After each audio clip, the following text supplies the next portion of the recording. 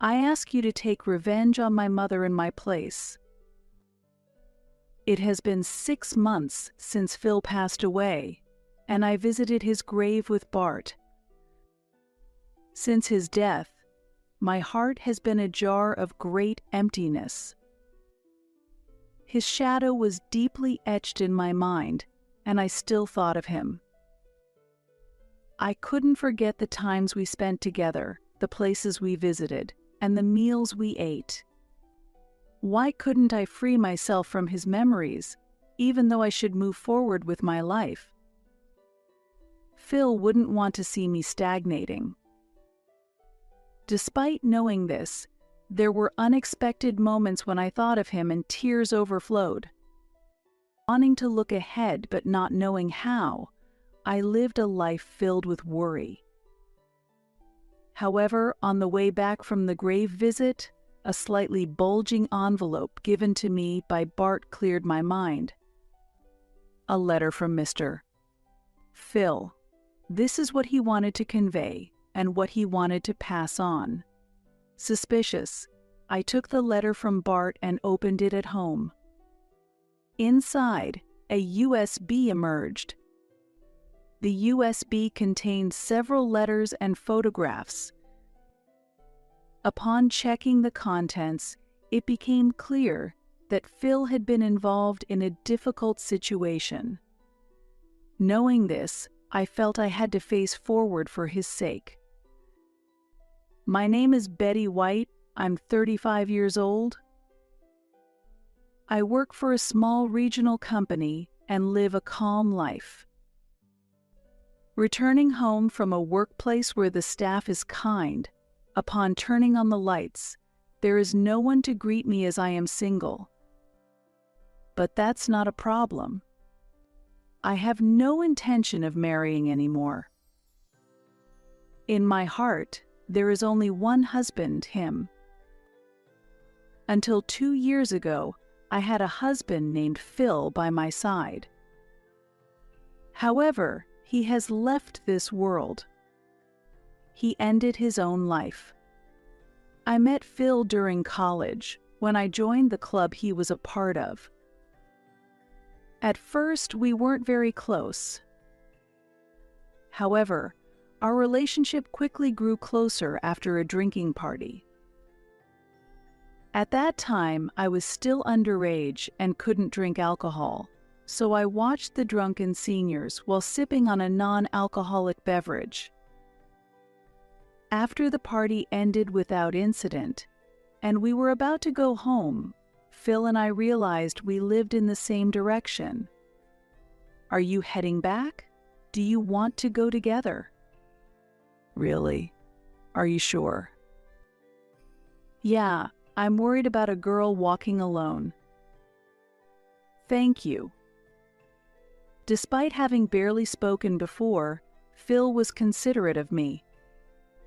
His kindness was palpable, and for some reason, I felt embarrassed.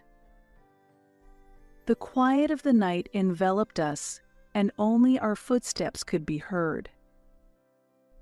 I felt a thrill from the ambience unique to this time of night, though it was also slightly awkward. There was no conversation. Since we hadn't really talked much before, it wasn't surprising that I felt awkward. Despite this, it was Phil who dispelled the discomfort. Sorry. Was it a bit noisy today? What? No. The drunk people were loud. I hope they didn't bother you. No, it's okay. Phil apologized while feeling embarrassed. I was just watching everyone having fun. I hope I can drink soon too. Really? Upon hearing my comment, Phil smiled warmly. From that simple remark, our conversation slowly began. We talked about our university life and shared our hobbies and favorite things. While it wasn't exactly lively, the interaction with Phil was pleasant. I hope to have such conversations with him again. That wish came true sooner than I expected. After walking home together that day, Phil started initiating conversations with me.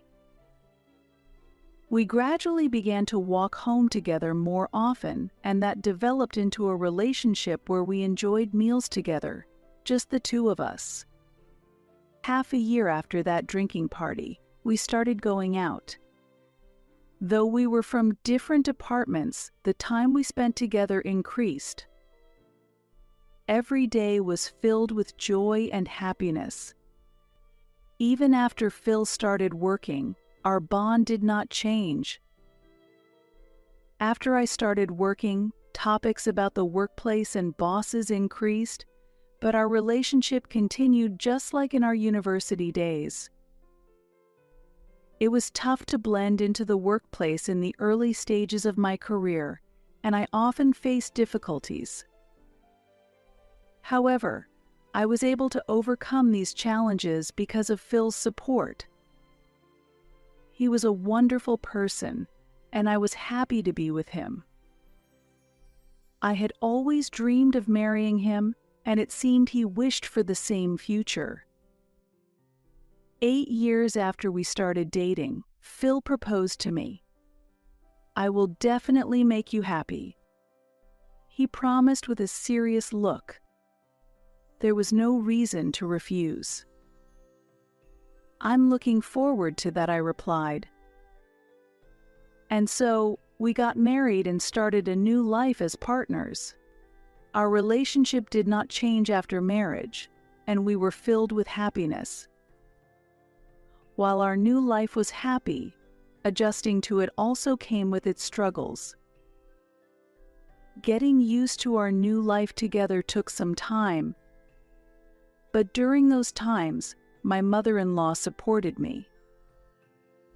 She had always been warm, and I heard that my late father-in-law was equally kind. Is there anything wrong, she would ask over the phone sometimes, and she would visit us as she lived nearby. She kindly taught me some cooking tips and everyday tricks, taking great care of me. We often enjoyed meals together.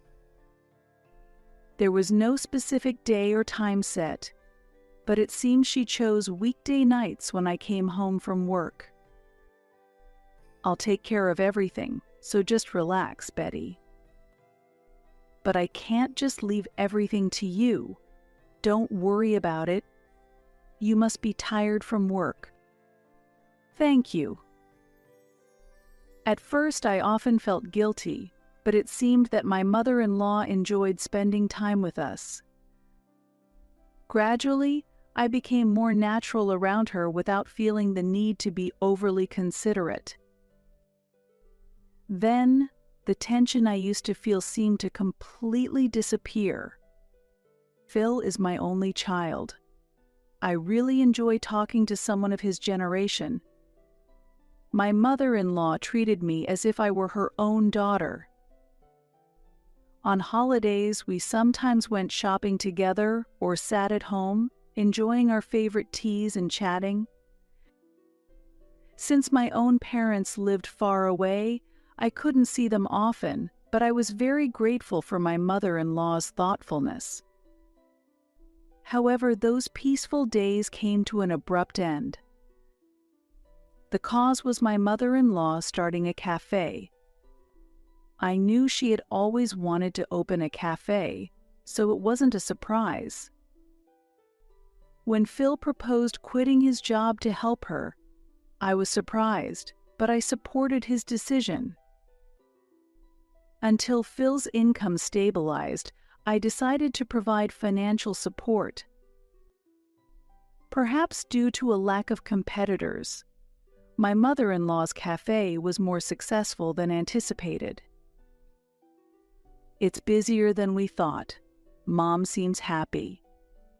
"That's wonderful. Do you have regular customers?" "A few." "That's good. I've had the cake a couple of times and it was delicious, so I can see why there are regulars." Phil blushed at my comment.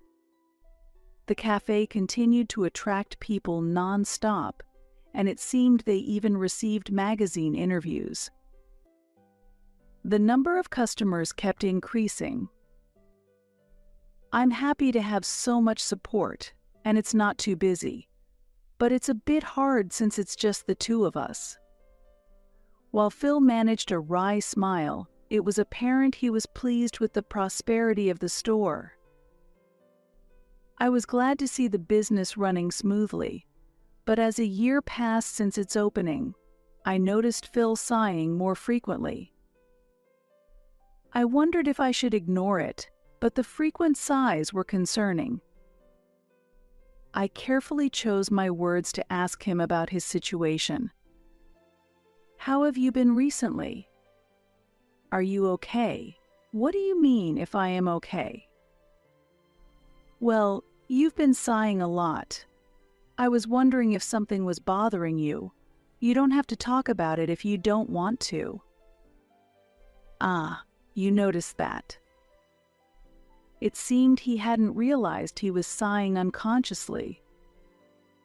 Thinking his heart must be heavy, I felt even more worried. Actually, the cafe isn't doing so well. The cafe. Recently, a new store with a similar concept opened nearby my mother-in-law's cafe. That store is very sophisticated, and some of our regular customers have started going there instead. Business is still stable, but I'm worried about the future. Mom is also very troubled, and she always looks sad. That's tough. I heard about the new store but didn't know the details. I'm only interested in your mother's shop. Phil held his head and sighed deeply again. Talking might have lightened his burden a bit, but there was nothing much I could do. My support was limited to visiting the store myself and recommending it to acquaintances. When I visited after hearing about the situation from Phil, his mother indeed looked troubled, just as he had described. It was clear that the number of visitors had decreased, and the foot traffic was dwindling. Ah, Betty, you heard the details from Phil. Yes, I'm wondering how we should respond. I'm promoting it as best as I can. That's a big help. My mother-in-law offered a helpless smile from behind the counter and stared at her coffee cup. If the customers continue to decrease, if we are forced to close the shop, dark thoughts dominated my mind. As I drank coffee, I searched for other actions I could take, but my anxiety did not clear up quickly. However, a month after talking to Phil, the newly opened competing store closed down.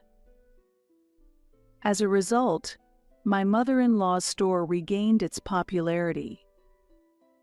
The new store closed down. I was surprised. Yes, I was really surprised. My mother-in-law showed a satisfied smile while nodding. However, her reaction left some doubts. It seemed as if she had anticipated the store's closure in advance. But did you know about the closure beforehand? I couldn't bring myself to ask. I kept telling myself it might be my imagination as I continued the conversation with my mother-in-law. Phil, who was listening to the conversation, said, "It's good that customers are coming back." Yes, I'm happy as it is now, or even happier if more customers come. Phil nodded in response to my mother-in-law's words. There must have been some reason for the store's closure. While thinking this, I hoped for further prosperity for my mother-in-law's store. However, this event triggered a strange phenomenon in the area. Stores around my mother-in-law's cafe, except for hers, began to close down, one after another. At least 3 stores had closed down within a month. The stores that closed down were of the same type as my mother-in-law's cafe. Lately, stores around here have been closing a lot, haven't they? When I revisited my mother-in-law's store, I casually brought up the topic. Really, why is that? But it helps that customers from those stores come here. I felt that my mother-in-law was questioning the rapid rate at which stores were closing, but she didn't seem overly concerned. While she seemed surprised on the surface, her demeanor and way of speaking made me feel like she was hiding something. Weren't you close to the other stores? No, we did interact, but I never expected it to come to this. It's truly surprising. My mother-in-law appeared inwardly pleased that the stores were closing in succession. However, it was difficult for me to understand. In this situation, I would probably feel more fear than joy. 3 stores closing in a month is an extremely unusual situation. What is happening in this area? I could think of nothing, and no matter how much I pondered, I couldn't find an answer. Amidst the anomalies occurring in the area, Phil's behavior was particularly noticeable. Despite the store's success, the smile had disappeared from his face. He sighed as before and seemed downcast. Given the situation with the store, it seemed unlikely for him to look so troubled. Perhaps he had other worries. I decided to probe his concerns in the same casual way as before. How have you been recently? You don't seem very cheerful. Ah, really? Yes. He seemed unaware of how stressed he appeared, so I continued to watch his expression closely. However, Phil didn't seem inclined to talk, and unnaturally touched his nose while averting his gaze. It's nothing serious. Are you sure there's no problem? Yes, there's no problem, so please don't worry. Really, don't ask anything more. Saying this, Phil sighed heavily one last time and left. It was clear that he was troubled. However, without him opening up, the truth remained elusive. He would talk when he was ready. If he continues to choose silence, I must respect that decision. However, that choice turned out to be a mistake. I should have probed more actively into the situation, a regret that became apparent when 6 months after the stores closed, Phil passed away. His death was not due to illness or an accident, but by his own decision. He had indeed been suffering for a long time. His departure was a sudden and incomprehensible situation. Without time for the situation to settle, his funeral was swiftly arranged. How should I live from now on? How will my heart, having lost a loved one, heal? It was even more difficult to contemplate a future without him. My mother-in-law must have felt the same. I can't believe it. What are we supposed to do? She murmured softly in front of Phil's ashes. She had never imagined losing her son. They were very close, and the loss was immeasurable. Phil, why? Mother. I gently stroked her back. Her back felt much more fragile than I had expected. Yet, at that moment, I also sensed a slight discomfort. What should I do? She seemed agitated. Are you okay? While stroking her back, I asked her gently. Yes, I'm fine. She answered my question while trying to suppress her agitation. "Let me know if there's anything I can do to help. I'm willing to do whatever I can." "Thank you, we'll talk about that later. For now, just leave it. Oh, since this house is in my name, could you move out once you've settled down?" I had never intended to live alone in a large house, so I answered, yes. Although it felt strange, given the necessity of accepting her son's death, it seemed there was no other choice. I decided not to dwell on unnecessary thoughts and to quietly support my mother-in-law. Time passed, and before I knew it, 6 months had gone by since Phil's death. Yet time alone moved on. I was still left behind in the days when Phil was alive. Even as I sorted through Phil's belongings and cleared the space we had shared, his presence did not leave my heart. Since his death, my heart has been a jar of great emptiness. We had spent so many years together. I knew it wasn't something that could be easily forgotten, yet his shadow was too deeply etched in my mind. I couldn't forget the times we spent together, the places we visited, and the meals we ate. Why couldn't I free myself from his memories, even though I should move forward with my life? Phil wouldn't want to see me stagnating. Despite knowing this, there were unexpected moments when I thought of him, and tears overflowed. However, a certain proposal strengthened my resolve to move forward again. One day, I received a call from an unexpected person. "Bart? It's unusual for you to call. What's up?" "Yes, just a little something." It was from Bart Cooper, a college classmate and a close friend of Phil's. We weren't very close, but the conversation flowed naturally. He had attended Phil's funeral, and I still clearly remember our conversation from that time. "Would you like to come and visit Phil's grave together? I have something to discuss." "A grave visit? No problem, but is your wife okay with it?" "Yes, it's fine." It seemed he had something he wanted to convey. I was concerned about Bart's wife's reaction, but it appeared to be no issue.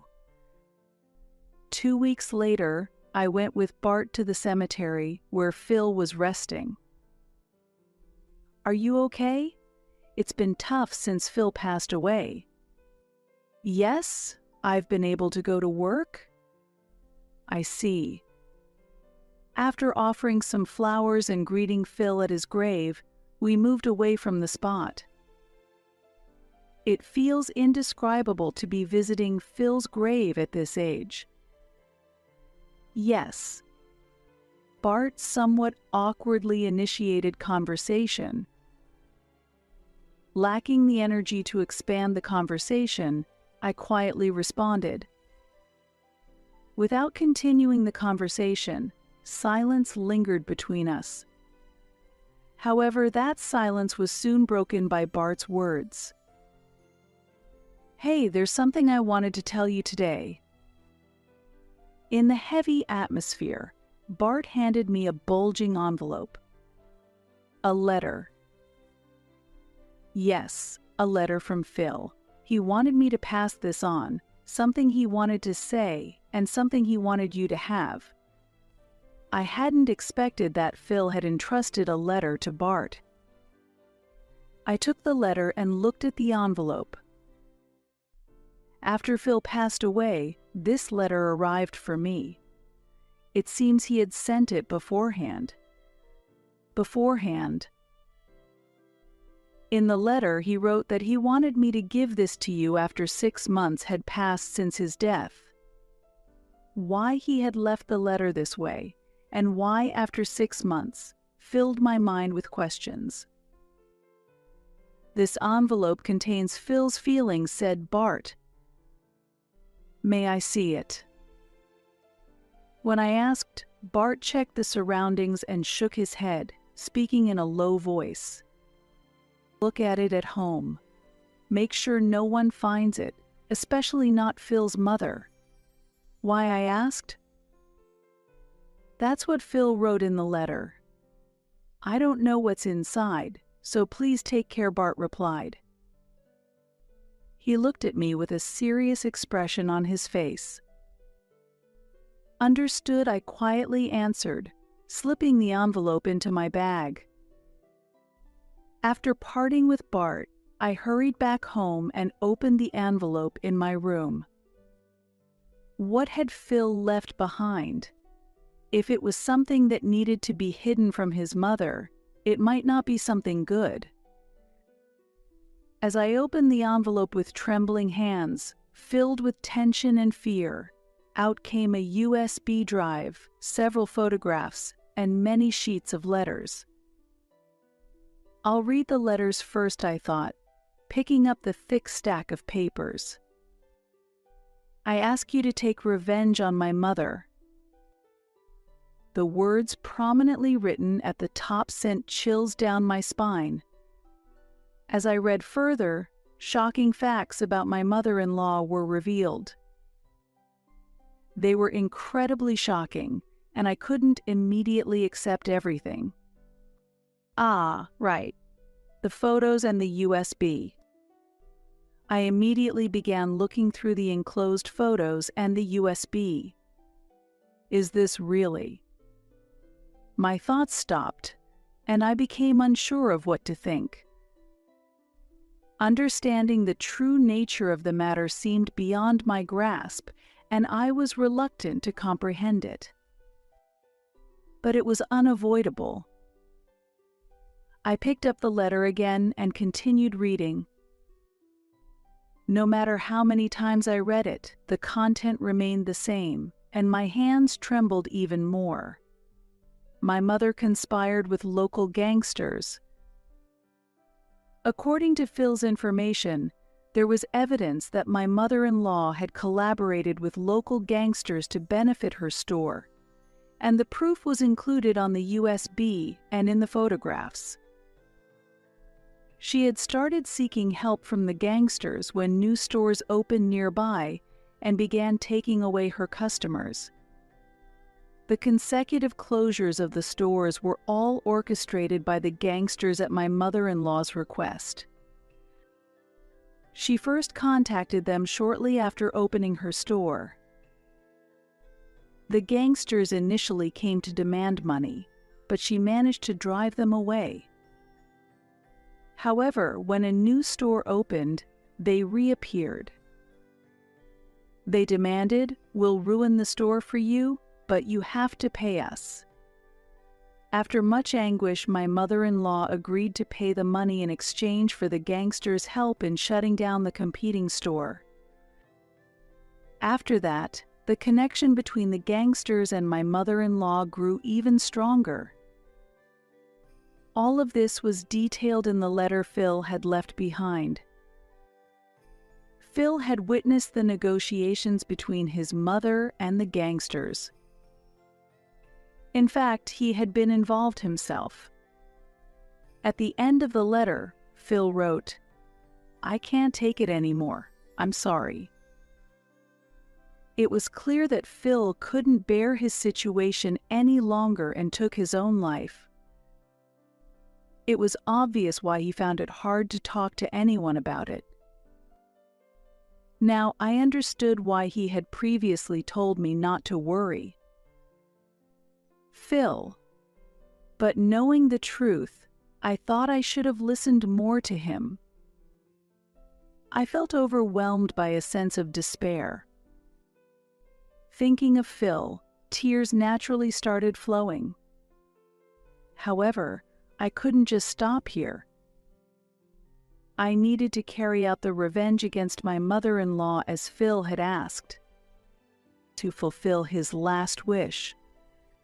I gripped Phil's letter tightly and resolved to take revenge on my mother-in-law.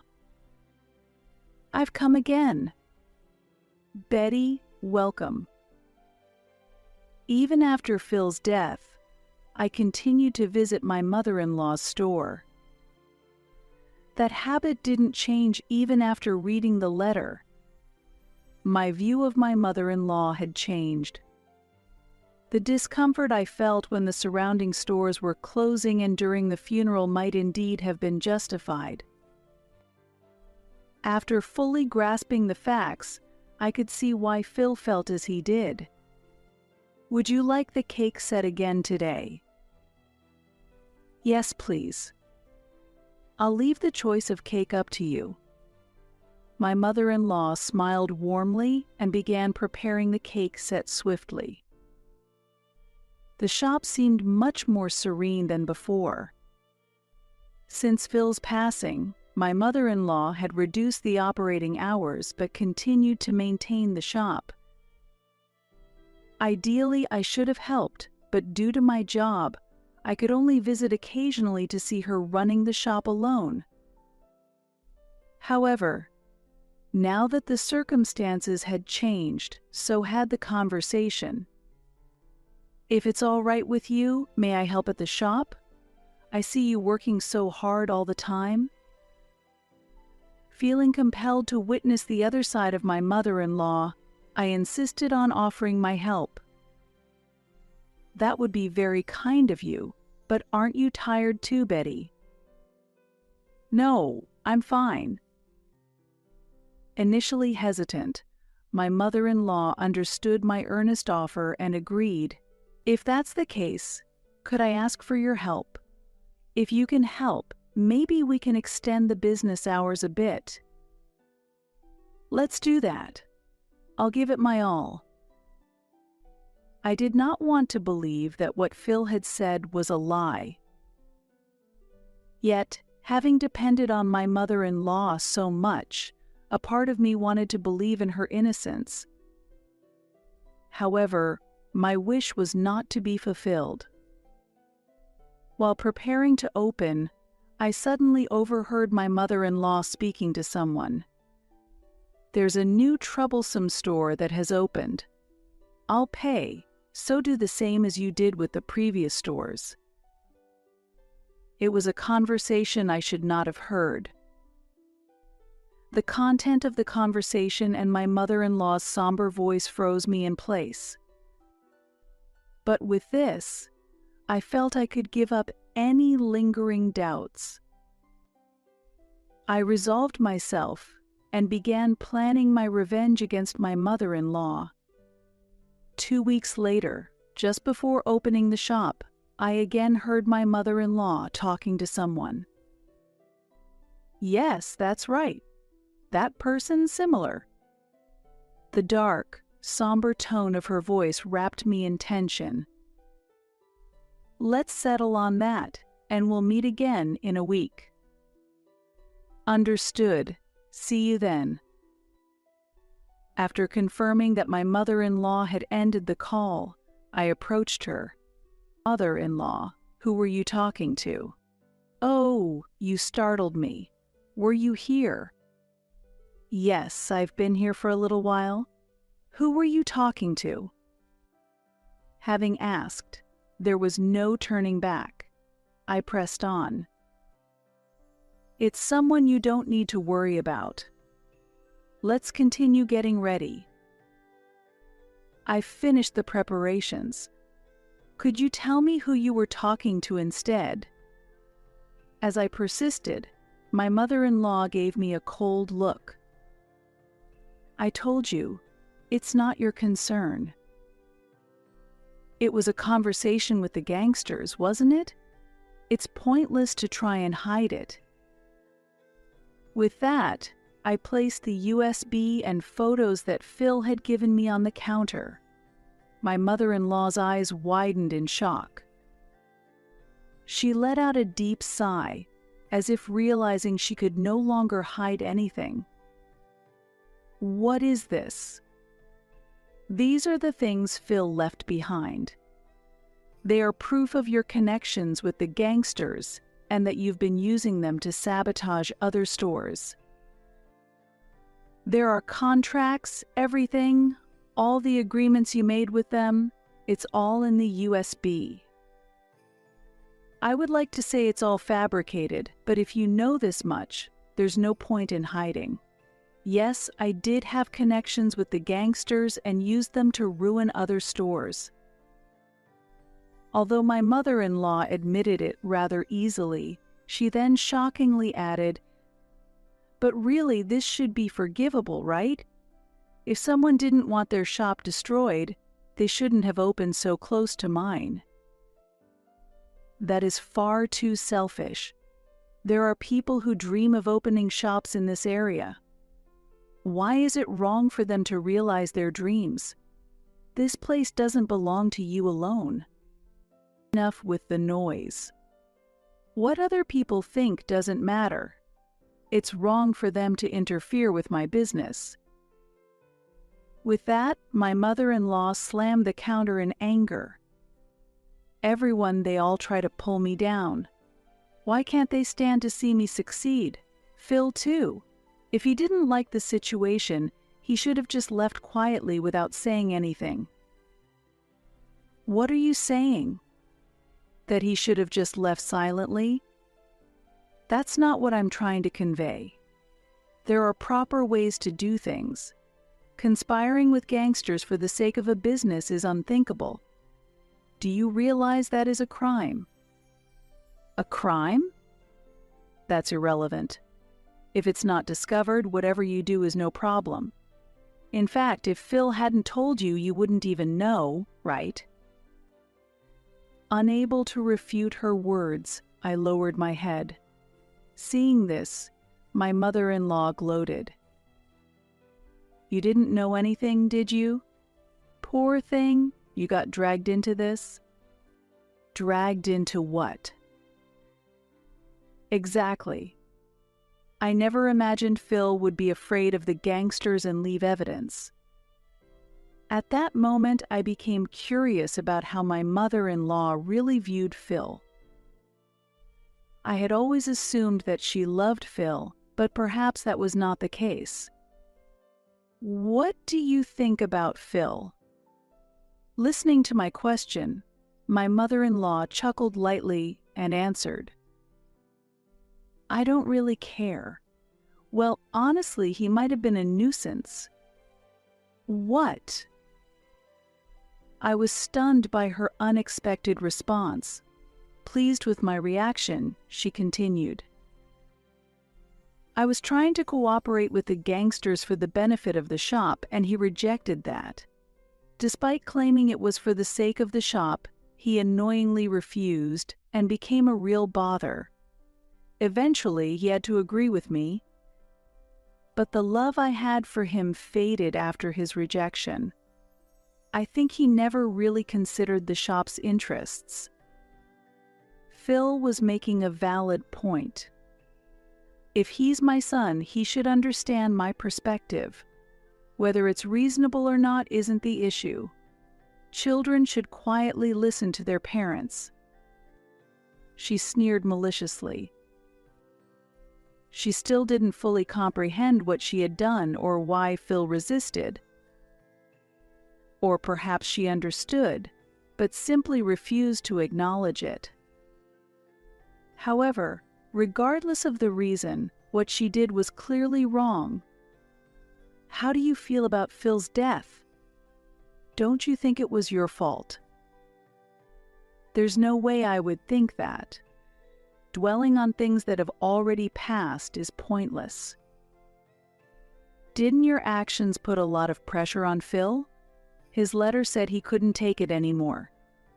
The involvement with the gangsters, the burden of heavy secrets, it all became too much for him. You're being rather annoying. What? Playing detective? Don't you think that's ridiculous? My mother-in-law shouted angrily. She interrupted me and glanced at the evidence on the counter in front of us. By the way, are you really okay with leaving this here? Something like this. Angry, my mother-in-law grabbed the evidence photos and started tearing them up. Wait, I shouted, but she ignored me. And the USB should be destroyed too, she said, trying to snatch the USB from my hand as I reached for it. Don't touch it, my mother-in-law snapped. She grabbed the USB and threw it into a can filled with water. What are you doing? I asked in shock. Now all the evidence is gone. Since you know everything now, we are accomplices. Do you understand your position? She said coldly. I indeed know everything, but that's because Phil entrusted me to take revenge on you. He deeply regretted his involvement with the gangsters. He couldn't bear it and took his own life. My guess is that he tried several times to convince you to cut ties with them. I replied calmly. My mother-in-law gave me a cold look. Why did you ignore Phil's words? Did you just get caught up in immediate profits and choose the wrong path? Be quiet. How could you possibly understand? You can't run from this. I understand Phil's true intentions. Just shut up.